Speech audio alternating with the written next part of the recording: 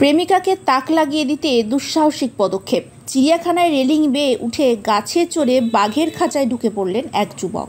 এরকম একটি ভিডিও সম্প্রতি ভাইরাল হয়েছে সমাজ মাধ্যমে। সংবাদ মাধ্যমের প্রতিবেদন অনুযায়ী গুজরাটের আহমেদাবাদের কাকরিয়া চিড়িয়াখানায় ঘটনাটি ঘটেছে। ভাইরাল সেই ভিডিওয় দেখা যাচ্ছে চিড়িয়াখানায় বাঘের খাঁচার রেলিং বেয়ে উঠছে এক যুবক। রেলিং থেকে পাঁচিল লাগোয়া একটি গাছে উঠে পড়েন তিনি। এরপরে একবার প্রণাম করে গাছ বেয়ে বাঘের খাঁচার ভেতর নেমে পড়েন। বাঘটি তখন খেয়ে দিয়ে বিশ্রাম নিচ্ছিল। যুবকের দিকে নজর পড়েনি তার। কিছুক্ষণ পরে অবশ্য বিষয়টি নিরাপত্তারক্ষীদের নজরে পড়ে। যুবককে পাকড়াও করে বাইরে বার করে আনা হয়, পুলিশের হাতে তুলে দেওয়া হয় তাকে। সেই ভিডিও প্রকাশ্যে এসেছে। প্রতিবেদন অনুযায়ী পুলিশ জিজ্ঞাসাবাদে ওই যুবক স্বীকার করেছে যে প্রেমিকাকে তাক লাগাতে ওই দুঃসাহসিক কাণ্ড করে বসেন তিনি। জিতেন্দ্র প্রতাপ সিং নামের এক্স হ্যান্ডেল থেকে গত বুধবার ভিডিওটি পোস্ট করা হয়। ইতিমধ্যে বহু মানুষ দেখে ফেলেছেন সেই ভিডিওটি।